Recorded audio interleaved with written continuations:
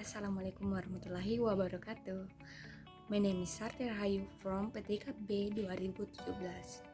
And this video is a fulfillment of the task of micro teaching.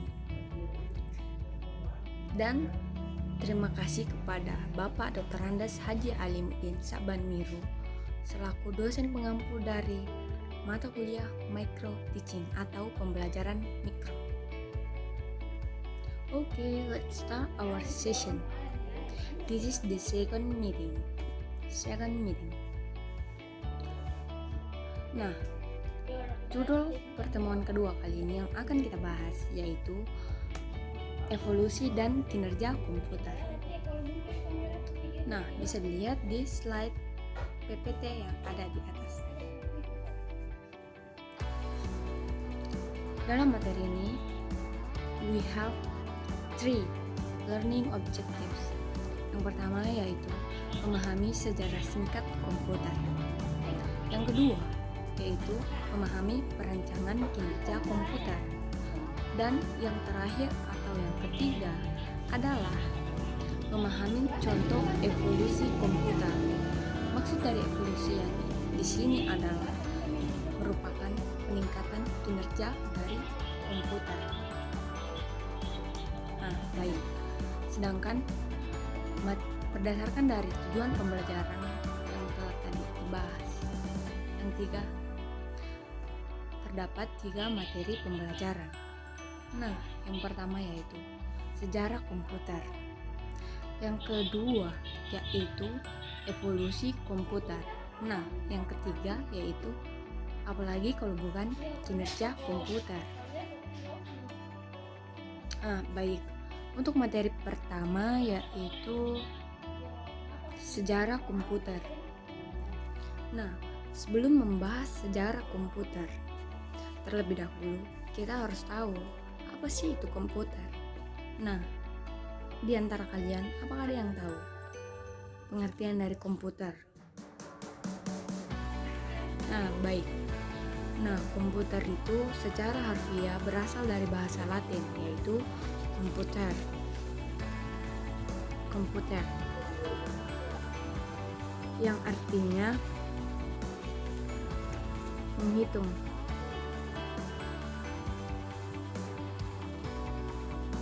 Nah, komputer itu sendiri adalah perangkat yang digunakan untuk melakukan perhitungan data yang terdiri dari memasukkan data atau input, mengolah data atau proses, dan menghasilkan informasi atau output melalui hardware atau software tertentu yang tentunya berhubungan langsung dengan komputer atau dibutuhkan oleh komputer itu sendiri.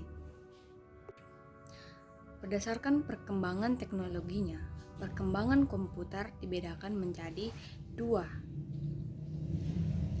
kelompok. Yang pertama yaitu sebelum tahun 1940 dan yang kedua yaitu setelah tahun 1940. Nah, sebelum tahun 1940 terdapat 4 jenis kalkulator atau komputer. Nah, yang pertama yaitu abacus, kedua yaitu kalkulator roda numerik, yang ketiga yaitu kalkulator roda numerik 2, dan yang keempat yaitu kalkulator mekanik. Nah, yang pertama tadi adalah abacus. Nah, abacus ini muncul sekitar 5.000 tahun yang lalu di Asia Kecil dan sebagai awal mula mesin komputasi. Nah, kemudian yang kedua tadi adalah kalkulator roda numerik atau numerical wheel calculator. Nah, kalkulator roda numerik ini ditemukan oleh Blaise Pascal pada tahun 1642, di mana ia menemukan kalkulator ini dalam rangka untuk membantu ayahnya melakukan perhitungan pajak.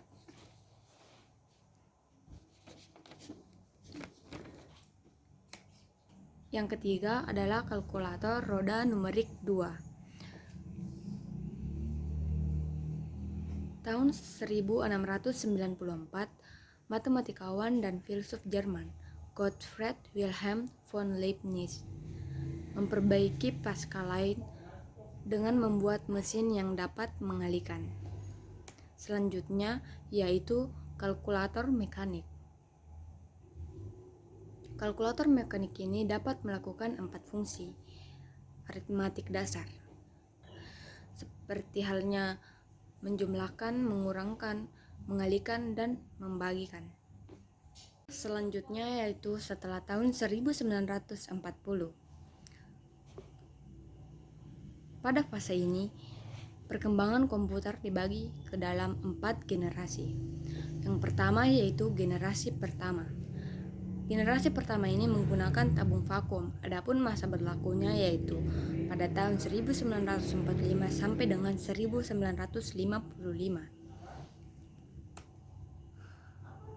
Komputer generasi pertama memiliki nama ENIAC atau Electronic Numerical Integrator and Computer. Beratnya sekitar 30 ton, bervolume 15.000 kaki persegi, dan berisi lebih dari 18.000 tabung vakum. Adapun daya listrik yang dibutuhkan sebesar 140 kW. Dan kecepatannya sendiri untuk beroperasi yaitu mencapai 500.000 operasi penambahan per detik. Nah, selanjutnya komputer ENIAC ini diperbaiki oleh John von Neumann. Jadi namanya berubah menjadi EDVAC, yang merupakan kepanjangannya yaitu Electronic Discrete Variable Computer. Memiliki konsep program tersimpan. Nah, untuk komputer generasi kedua, dia tidak lagi menggunakan tabung vakum, melainkan transistor. Nah, transistor ditemukan di Bell Labs pada tahun 1947 dan tahun 1950 telah meluncurkan revolusi elektronika modern.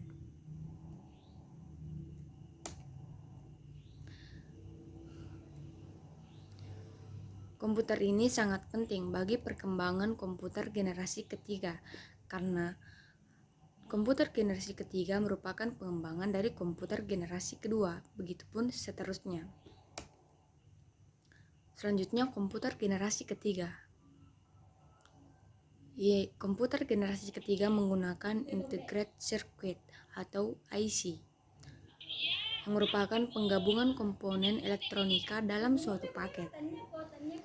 Semakin mempercepat proses komputer, kapasitas memori makin besar dan bentuknya semakin kecil.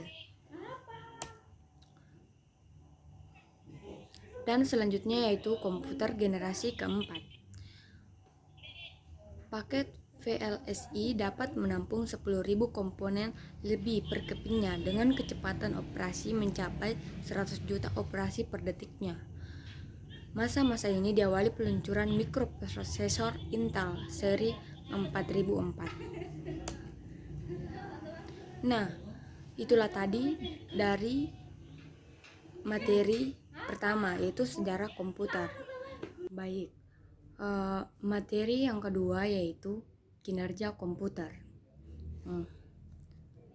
Nah, untuk perancangan kinerja komputer,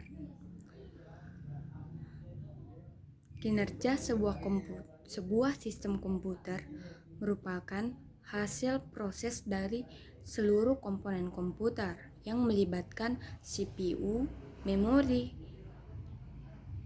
utama, memori sekunder, bus, dan periferal.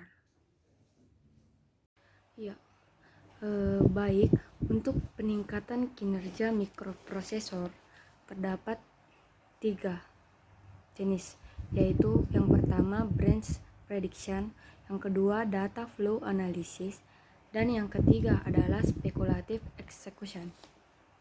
Nah, yang pertama yaitu branch prediction.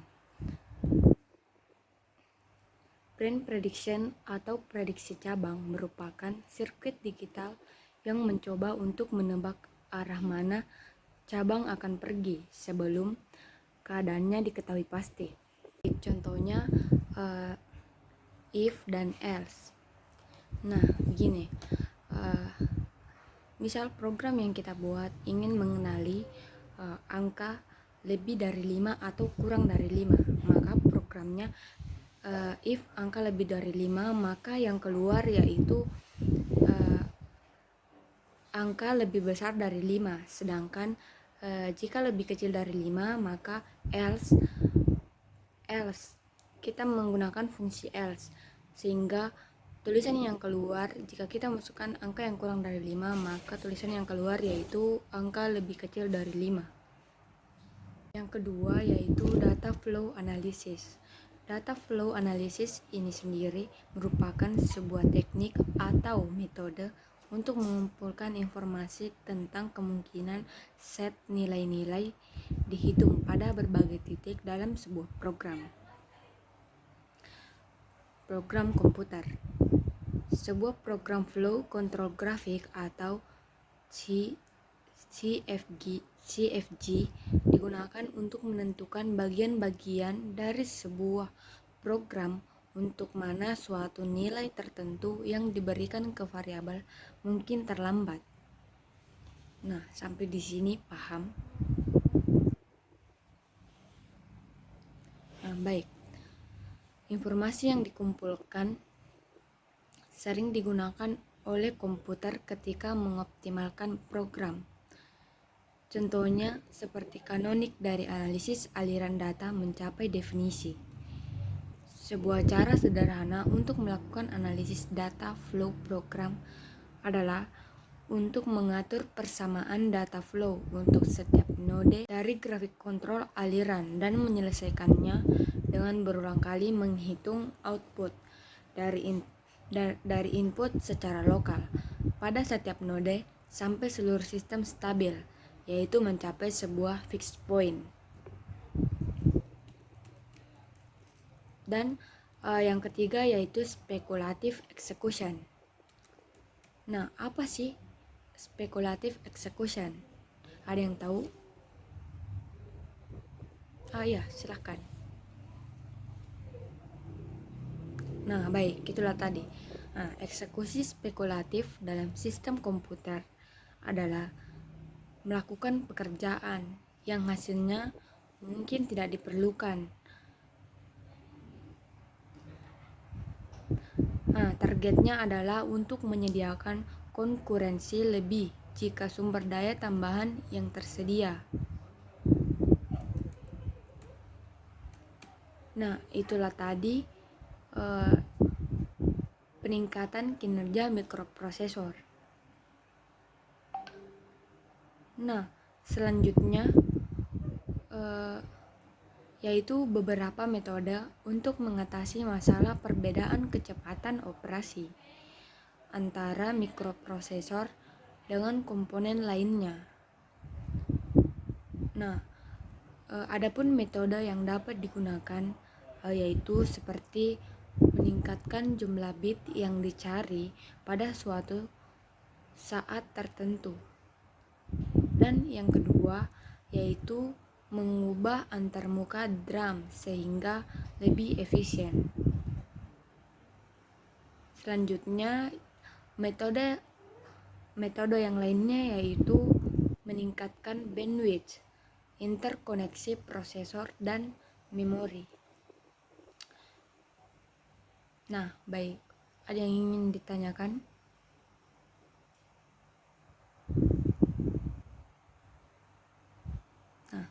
Oh, tidak ada. Itulah materi kita pada second meeting hari ini yang berjudul evolusi dan kinerja komputer. Nah, jika ada pertanyaan atau jika kalian malu-malu bertanya, bisa japri saya. Sekian video micro teaching dari mata kuliah organisasi dan arsitektur komputer dari saya.